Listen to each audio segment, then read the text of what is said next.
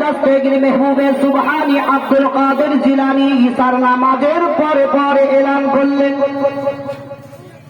ওই জায়গাতে হযরতে খাজা মঈনুদ্দিন চিশতি রহমাতুল্লাহ আলাইহি হাজির উপস্থিত আছেন।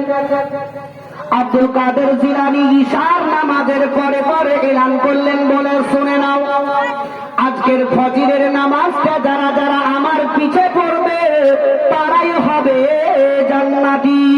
জোরে বলো হযরতে খাজা মঈনুদ্দিন চিশতি রহমাতুল্লাহ আলাইহি তিনি ওই জায়গাতে আপন শোনার পরে তিনি চট করে উঠে আপন চলে গেলেন। এহানো বাপজিরা আমার ভাইরা আমার মা বোনেরা আমার, আব্দুল হযরতে খাজা মঈনুদ্দিন চিশতি রহমাতুল্লাহ আলাইহি মুরাকাবাতে আপন বসে গেলেন, চিন্তায় চিন্তিত হয়ে গেলেন। হযরতে খাজা মঈনুদ্দিন চিশতি রহমাতুল্লাহ আলাইহি ওই সমাজে আপন মনে মনে চিন্তা করলেন, বলে আমি সারা রাত্রিতে আমার পল্লীতে পল্লীতে এলান করে দিব, যাতে আমার সমস্ত এলাকার মানুষগুলা আপন তারা জান্নাতি হয়ে যায়। আমি দোজখে যাই যাব, কিন্তু আমার এলাকার মানুষকে আমি জান্নাতে নিয়ে যাব। খাজা মঈনুদ্দিন চিশতি রহমাতুল্লাহ আলাইহি মুরাকাবা থেকে উঠার পরে আপন বা আপন পল্লীতে পল্লীতে এলান করতে লেগে গেলেন। বলে আজকে ঈশার নামাজের পরে এলান হয়ে গেছে, বলে তোমরা যদি জান্নাতে যেতে চাও, জান্নাত পেতে চাও, তবে আজকের ফজরের নামাজটা আমার মামু আমার আব্দুল কাদের জিলানীর পিছনে পড়ে নাও। জান্নাতে যদি কথা বলে ভাই, কে জান্নাত যাবে না? যাবেন না? আমি যেটা এখন কথাটা বলে দিই কি, ফজরের নামাজ যারা যারা পড়বে তারাই হবে পরহেজগারী। পড়বেন না? পড়বেন না? হ্যাঁ, পড়বেন না? পড়লে পরে মাথা চাটতেন কিংবা হিলেতেন। নামাজ এত ভারী জিনিস ভাই, এর সমতুল্য ভারী ওজন জিনিস কিছু নাই। আচ্ছা কি, তবে হযরতে খাজা মঈনুদ্দিন চিশতি রহমাতুল্লাহ আলাইহি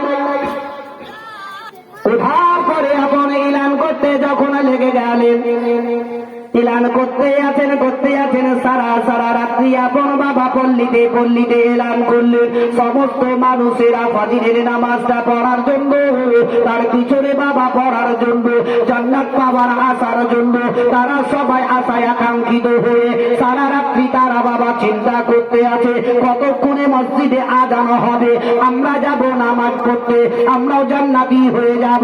এই বলে বাবা যেমনি আযান হয়ে গেল, ফজরের টাইমে সবাই আস্তে আস্তে একে একে সেই মসজিদে হাজির হয়ে গেল। এমনকি খাজা মঈনুদ্দিন চিশতি রহমাতুল্লাহ আলাইহি পর্যন্ত হাজির হয়ে গেলেন। নামাজ বাবা এই ফজরের নামাজটা সম্পূর্ণ শেষ হয়ে গেল। আর পিছন থেকে মোড়ে যদি দেখছেন তো বহুত মানুষের জামায়াত আছে, বহুত লোক এসে হাজির হয়ে গেছে। আব্দুল কাদের জিলানী ওই সমাতে বললেন, বিখ্যাত আল্লাহর ওলি সমস্ত পীরের গর্দনে আমার আব্দুল কাদের জিলানীর পাশে। ওই আব্দুল কাদের জিলানী এমন অবস্থায় তাদেরকে আপন বলতে লাগলেন, বলে কি ব্যাপার, কোনদিন ফজরের নামাজে এতটি লোক আমি কোনদিন দেখিনি, পাঁচ ওয়াক্তের নামাজে কোনদিন এত লোক দেখিনি, তবে আজকে এত ফজরে লোক কেন বলো? তারা সকলে বলতে আছে, বলে হুজুর গো, আমরা শুনেছি আজকের ফজরের নামাজটা আপনার পিছনে যারা যারা পড়বে তারাই হবে জান্নাতি। ওই জান্নাতের আশায় আমরা এসেছি, যাতে আমরা জান্নাতি হতে পারে। বলে এই কথাটাকে প্রকাশ্য করলো, বলো হযরতে খাজা মঈনুদ্দিনের দিকে করে নিষ্পাত করে তারা বলতে লাগলো, বলে হুজুর গো, আমাদেরকে মঈনুদ্দিন মিলান করেছে, তাই আমরা পিছনে নামাজ পড়তে এসেছি। আব্দুল কাদের জিলানী ওই সমাতে আপন মঈনুদ্দিনকে আপন ডাক করা হলো। যেমনি আপন ডাক করা হলো, খাজা মঈনুদ্দিন চিশতি রহমাতুল্লাহ আলাইহি বললেন, মামু জান কি বলবে বলো। বলছেন মামা কি বলবেন? এরা ভাগিনা, মাও ভাগনা ছিল, চারটো মাও ভাগিনা। খাজা মঈনুদ্দিন চিশতি রহমাতুল্লাহ আলাইহি বলছেন, বলে মামু জান কি বলবেন বলো। বলে তুমি এটা কি শোনো, এই কথাটাও যে আমি ঈশার নামাজের পরে এলান করেছিলাম, বলেছিলাম যে ফজরের নামাজটা যারা পড়বে তারা জান্নাতি হবে, কিন্তু কথাটা যে প্রকাশ্য করবে সে হবে জাহান্নামী। খাজা মঈনুদ্দিন চিশতি রহমাতুল্লাহ আলাইহি বললেন, মামু জান, ওগো মামু, ফজরের নামাজের আগে পর্যন্ত আমি ছিলাম জাহান্নামী। জোরে বলুন, আর একটু জোরে বলুন।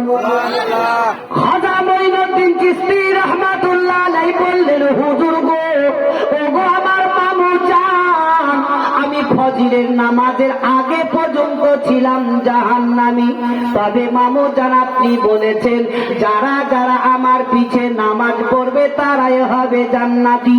তবে মামু গো, আমিও তো আপনার পিছে ফজরের নামাজে পড়েছি, ফজরের নামাজের পর থেকে আমি জান্নাতি। কেমন যুক্তি ছিল, সবাইকে জান্নাতে নিয়ে যান। আর আজকালকার তো আমরা হিংসাতেই বলে মৌলভী সাহেব, আমি যদি এখন বলি কি কালকে যারা যারা ফজরের নামাজ পড়বে তাদেরকে 5,000 টাকা করে দেওয়া হবে, আর যে এই কথাটা প্রকাশ্য করবে তাকে কিছুই দেওয়া হবে না, তো কিছু কিছু মানুষে বলে কি বলবো না, চুপচাপ শুয়ে যাব, 5,000 টাকা নিয়ে নিব। কি ভাই, এটা নয়? আর যদি বলে কি না 5,000 টাকা আমার যাই যাবে, কিন্তু গ্রামের লোককে আমি 5,000 টাকা করে দেওয়া করবো, এই নিয়োগটা আছে। আরে প্রধান মেম্বারের তো নাই, প্রধান মেম্বাররা এরা মনে করছে কি আমার বাপের টাকাটা আমরা দিয়ে দিই গরিব দুঃখীকে, তাই না? আরে বাবা, পরের টাকা নিয়ে কেন দিবে, তো তাদেরকে কথা দিয়ে কেন গরিব দুঃখীকে এত কষ্টটা দাও? হক পথে চলো, সৎ পথে চলো। উমারে ফারুক সেভাবে বিচার করেনি, সৎ পথে। উমারে ফারুক রাজ্যের বাদশা ছিলেন, তো উমারে ফারুক নিজে আটার বস্তা মাথায় নিয়ে গরিবের বাড়ি পৌঁছে দিতেন। বলো। আর আজকালকার এই প্রধান মেম্বার যারা ছেলে বা উপপ্রধান বলে নিতে বলেন, এরা বলছে তোর বাড়ি আমি যাবো, তুই আমার বাড়ি আও। আসার পরে কত চালাতে হয়, আপনি চাচার দেন, ওরে আমার বাপ একখান বাড়ি দেন, তোর হবে না, তোর পাকা বাড়ি আছে। মানে ওর ঘর থেকে দিচ্ছে, পকেট থেকে টাকা দিল। যাই হোক, তবে বাপজির আমার সময় তো কাছের দিকে চলে আসছে, তবে আর একটুকু হযরতে পিরানে পীর দস্তগীর মেহবুবে সুবহানী আব্দুল কাদের জিলানীর নিকটে আর একটি তার ঘটনা বলে বিশেষ করব। আব্দুল কাদের জিলানী আপন বুঝলেন, জিল্লাতে আপন কি মোরাকাবাই আছেন, ওই সময়তে এমন একটি মেয়ে মানুষকে তার দরজাতে বসে গেছে। ওই মেয়েটি বাপজি আমার আব্দুল কাদের জিলানীর নিকটে, দরজার নিকটে আপন বসে বসে বসে বসে দেখতে আছেন। তিনি যখন আপন ধান থেকে উঠে তাকে দেখছেন, তো এমন একটি রমণী আপন বসে আছেন। ওই সমাজে আপন বাবা জিজ্ঞাসা করা হলো, বলে কি ব্যাপার, বলে এই জানে তুমি কেন এসেছো, কারণটিকে বলো। ওই মেয়েটি বলতে লাগলো, বলে হুজুর গো, আমি একজন দুখুনি নারী, হুজুর গো, আপনার নিকটে একটি আমি বড় আশা নিয়ে এসেছি। বলে হুজুর গো, আমি একজন নিঃসন্তান নারী, আমার বাচ্চা হয় না, তবে একটু আল্লাহর কাছে আপনি দোয়া করুন না কেন, যাতে আল্লাহ আমার সন্তান দিয়ে দেয়, নিঃসন্তান থেকে সন্তানহীন নারী হয়ে যায়। আব্দুল কাদের জিলানী ওই সমাজে বললেন, শুনো গো ও রমণী, তোমার চেহারা দেখে আমি বুঝতে পেরেছি তোমার তকদিরে কোনো বাচ্চা নাই। বলে যাও, তোমার নসিবে বাচ্চা নাই। আব্দুল কাদের জিলানী দেখেন তার তকদির নসিবের খবর বলে দিলেন। জোরে বলুন। প্রকৃত যারা পীর পয়গম্বর হবেন, আল্লাহর ওলি হবেন, তারা গ্রামগঞ্জে ঢুকতেই প্রত্যেকটা বাড়ির খবর এক জায়গায় দাঁড়িয়ে দাঁড়িয়েই দিয়ে দিবেন। কি ভাই, এরা হচ্ছে সত্যবাদী আল্লাহওয়ালা। আর আজকাল কিছু যে পীরগুলা উঠছে বুঝলেন, টাকা খাওয়া, তাই না? চলে আসছে পীরের নাম করে, আমরা যাচাই করছি না, তার মধ্যে পীরের আকীদা নাই, পরহেজগার মুত্তাকি নাই, আলিমের কোনো পরিচয় নাই। আমরা যাচ্ছি কি হাতে চুমু দিচ্ছি, নেন 10,000 20,000 টাকা। কি ভাই, আমরা আল্লাহর ওলির দরবারে গিয়ে করি কি, আমরা 2,000 5,000 টাকা হুজুরের হাতে দিচ্ছি, হুজুর একটু আমার জন্য দোয়া করিয়েন। কি ভাই বলে না, একটু দোয়া করেন। বলবো এ মুসলমান, খোদার কসম করে বলবো, আজকে যদি তোমার মা বেঁচে থাকে, পীরের আগে তোমার মায়ের কাছে তুমি 10টা টাকা দিয়ে যদি মাকে বলো, মা তুমি আমার জন্য দোয়া করো মা, যাতে আমি বিপদ থেকে উদ্ধার পাই, তো আল্লাহ রাব্বুল ইজ্জত বলছেন, ও আমার বান্দা বান্দি, তুমি পীর পয়গম্বর ওলিদের দরবারে মুহাদ্দিসকে টাকা পয়সা দিয়ে তুমি তাদের কাছে দোয়া চাও, আমি আল্লাহ তাদের দোয়া কবুল করতে পারি ইয়া না পারি, কিন্তু তোমার মা যদি একবার দোয়া করে তোমার জন্য, আমি আল্লাহ সেটা কবুল করেই দিব। ভাই রাগ হচ্ছে নাকি? সত্য কথা বের বেড়াতে গেলে রাগ হয়ে যায়। কেননা নবী পাক সাল্লাল্লাহু তাআলা আলাইহি ওয়াসাল্লাম কথা বলতে তো কথা বেরিয়ে যাচ্ছে। ওয়াইস কুরনি নাম শুনেছেন না? বিখ্যাত আল্লাহওয়ালা ছিলেন। এ ওয়াইস কুরনি একদিন তার মায়ের কাছে গিয়ে বলছে, মা আমি নবীকে দেখতে যাব। জোরে বলুন সুবহানাল্লাহ। হযরতে ওয়াইস কুরনি আপন মায়ের দরবারে বলতে লেগে গেলেন, বলে মা গো, যদি একবার তুমি যা জাদু হুকুম দিয়ে দাও, তবে আমি নবী মুস্তাফার সঙ্গে দেখা সাক্ষাৎ করে আসবো, নবীর সঙ্গে আমি হাতে হাত দিয়ে মুসাফা করে আসবো। মা বলছে, বেটা রে, তুমি নবী নবী নবী নবী করে চলে যাও। আরে নবী নবী যে করে যাচ্ছ, তবে নবীর কাছে কি জান্নাত? জান্নাত তো তোমার মায়ের কাছে। তবে বাপজিরা আমার, আমরা যতই নামাজে পড়ি আর যতই পরহেজগারি দেখাই, আর মা বাপ যদি বেঁচে থাকে, মা বাপের যদি ভালোবাসা না করে, মা বাপের যদি সেবা না করে, তবে আপনার নামাজ পড়া মাথা ঠুক একদম বেকার হয়ে যাবে। এ মুসলমান ভাইরা আমার, ও আমার বাপজিরা, মা বোনেরা আমার, ওই সামাতে ওয়াইস কুরনি বলতে আছেন, মা যদি একবার ইজাজত দাও মা, তবে আমি নবীর সঙ্গে দেখা করে আসবো। তার মা বলতে লাগলো, বেটা তুমি নবী নবী করছো, যাও নবীকে দেখে আসো, একবার তুমি দেখা করে আসো, নবীর বাড়ি চলে যাও। তবে বেটা একটা কথা শুনে নাও, নবী মুস্তাফার সঙ্গে যদি দেখা না হয়, তবে নবীর জন্য তুমি দরজাতে দাঁড়াবে না, নবীর জন্য তুমি দরজাতে ইন্তজার করবে না, তুমি অতি তাড়াতাড়ি চলে আসবে। বলে মা গো, এটাই আমার তোমার কথা, আমি অমান্য কোনোদিন করব না, আমি মেনে দিলাম মা। হযরতে ওয়াইস কুরনি আপন বাবা চললেন কোথায়, আপন দৌড়ে দৌড়ে নবী মুস্তাফার বাড়ির দিকে রওনা হয়ে গেলেন। হযরতে ওয়াইস কুরনি আপন বাবা নবী মুস্তাফার বাড়ির দরজাতে গিয়ে যেমনি একটা আওয়াজ দিলেন, বলে মা গো, কে আছেন বাড়িতে? মা হযরতে আয়েশা সিদ্দিকা বললেন, বলে কে আছো? হযরতে ওয়াইস কুরনি বলছেন, আমি একজন জঙ্গলের উটের রাখালে এসেছি। জোরে হবে না? চা খাবেন নাকি?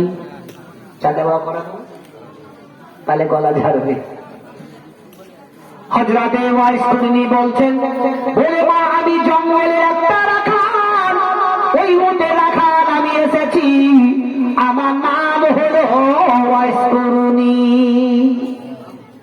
নবী কি বাড়িতে আছেন? আয়েশা সিদ্দিকা বললেন, বাবা নবী তো একটু আগে বাড়ি থেকে চলে গেলেন। ভাগ্য দেখেন দুর্ভাগ্য কেমন, নবীর সঙ্গে দেখা হলো না। হযরতে ওয়াইস কুন্নি কাঁদতে আরম্ভ করে দিলে। হযরতে ওয়াইস কুন্নির দুই চোখের পানি ঝরঝর করে ঝরতে লেগে গেল। হযরতে ওয়াইস কুন্নি বলছেন, মা গো, আমার বিশ্বের নবী যখন বাড়িতে আসবে বলবেন কি একটা জঙ্গলের উটের রাখাল এসেছিল, যার নাম হলো ওয়াইস কুন্নি।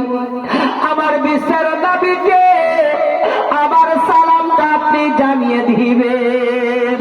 হযরতে ওয়াইস কুন্নি কাঁদতে কাঁদতে কাঁদতে আপন মায়ের কাছে চলে এলো। মা বলল, বেটা রে, নবীর সঙ্গে কি তোর দেখা হলো রে? বলে, মা গো, আমি মা জননী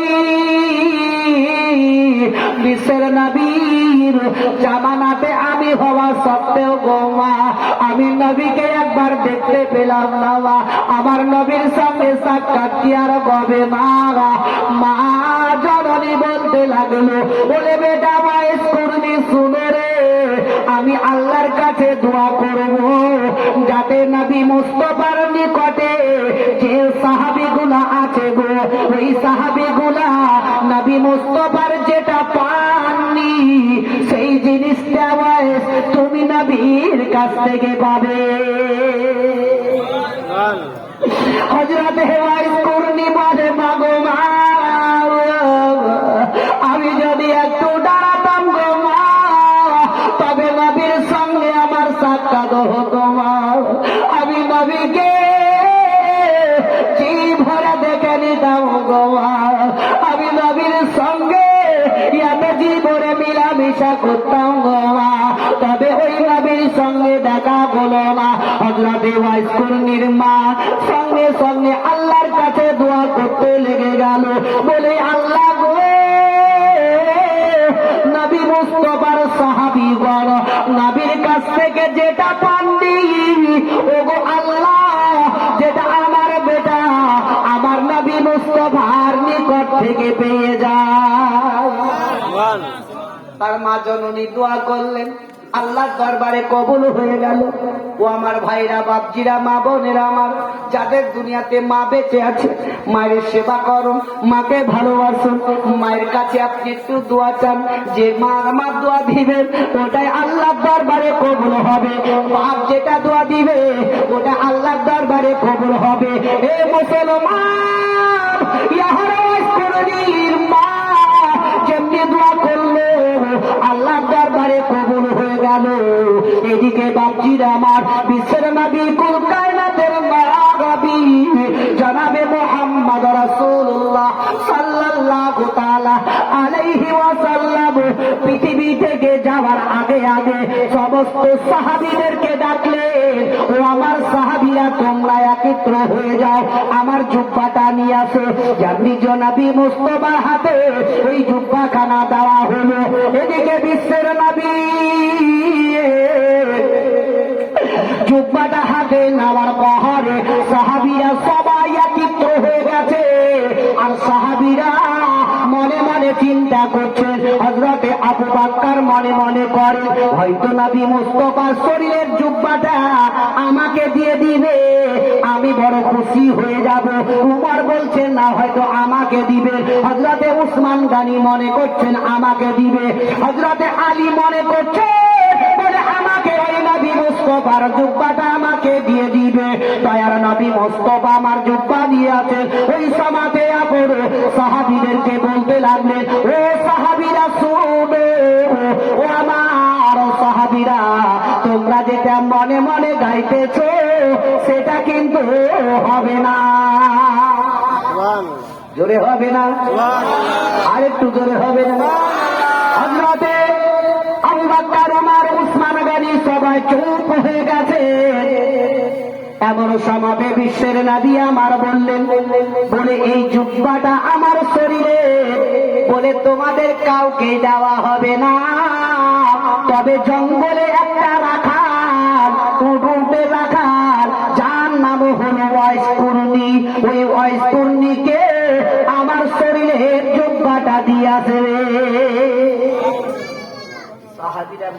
চিন্তা করছেন সুবহানাল্লাহ, আমরা নবীর কাছে উঠা বসা সবকিছু করলাম, আমরা পেলাম না, আবার এমন কোন নবীর পাগল কি নবীর শরীরের জুব্বা তাকে দিবে?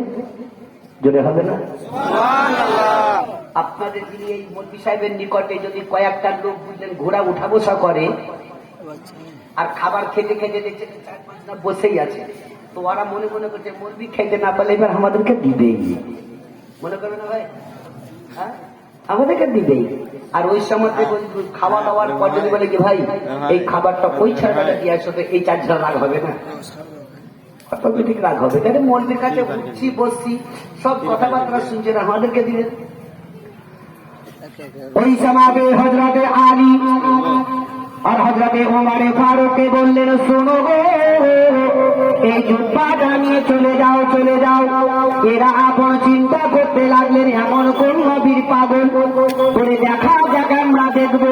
হযরতে ওমরে ফারুক হযরতে আলী রাদিয়াল্লাহু তাআলা আনহু ওই জুব্বা নিয়ে রাস্তা ধরে চলতে আরম্ভ করলেন।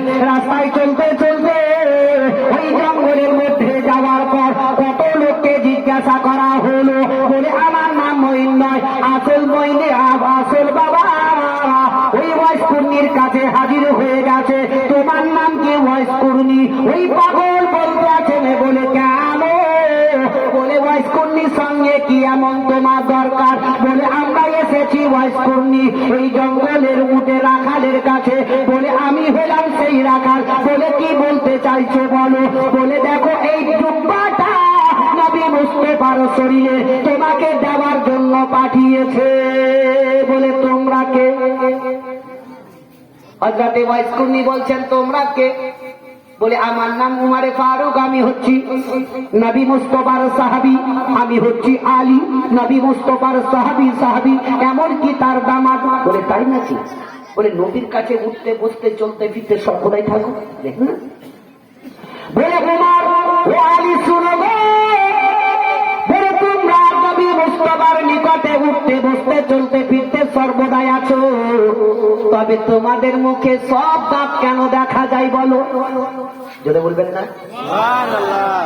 ওয়াইসকুর্নি পয়েন্টে দেখেন, ওয়াইসকুর্নি বলছেন ও নবী মুস্তাফার সাহাবীগণ, তোমাদের মুখে দাঁত আছে। আহারে সাহাবী, আর নবী মুস্তাফা আমার যুদ্ধের ময়দানে গিয়ে নবী মুস্তাফার একটা দাঁত মুবারক শহীদ হয়ে গেছিল, আর আমি ওই সময়তে শুনেছিলাম কি আমার বিশ্বের নবীর একটা দাঁত শহীদ হয়ে গেছে। ওই সময়তে আমি পাথর নিয়ে নিজে নিজে কাঁচা দাঁত একটা সামনে কার ভেঙে দিলাম। আবার মনে করলাম যদি এটা না হয় হয়তো এদিক কাটটা হতে পারে, এটাও যদি না হয়, এমনি করতে করতে আমি 32টা দাঁতকে ভেঙে দিয়েছি নবীর প্রেমে পাগল হয়ে। এ নবী মুস্তাফার সাহাবীরা দেখো আমার মুখের দিকে দেখো, আর তোমরা নবীর কাছে থাকা সত্ত্বেও তোমাদের মুখে দাঁত কি করে আছে বলো? ওমর আলী বলছে এই হচ্ছে নবীর পাগল। কি ভাই তাই বলে নাকি? মায়ের দিলে তেরা কখনো দিও না, কখনো দিও না, মায়ের দিলে তেরা কখনো দিও না, কখনো দিও না। মায়ের মতো আর কেউ হবে না, মায়ের দিলে তেরা কখনো দিও না, কখনো দিও না। মাকে ভালোবাসতে হযরত ওয়াইসকুর্নি দেখলে না হুজুরের চেহারায় নূরানি। মাকে ভালোবাসতে হযরত ওয়াইসকুর্নি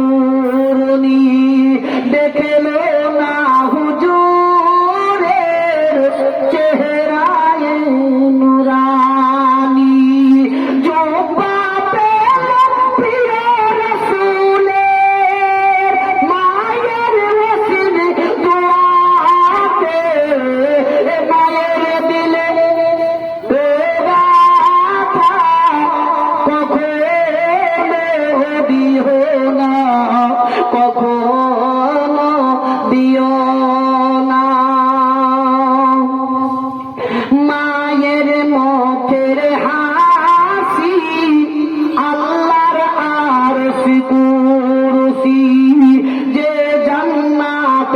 দাবিদার ভালে যে বাঁচিল বেশি জীবন দিলাম সব হবে না মায়ের দুধের দেনা মায়ের দিলে তেরা কখনো দিও না কখনো দিও না আল্লাহুম্মা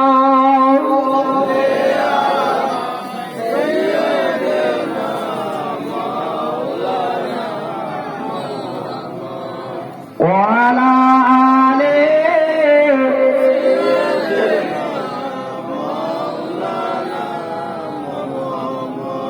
صلى على একটু জোরে পড়েন জোরে পড়েন হরদম জবান সেনে কালো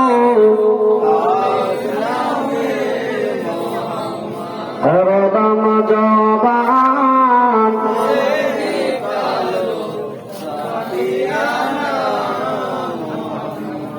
সাল্লাল্লাহু তাআলা আলাইহি ওয়াসাল্লাম। বাপজিরা ভাইরা মা বোনরা আমার যা বহুত কিছু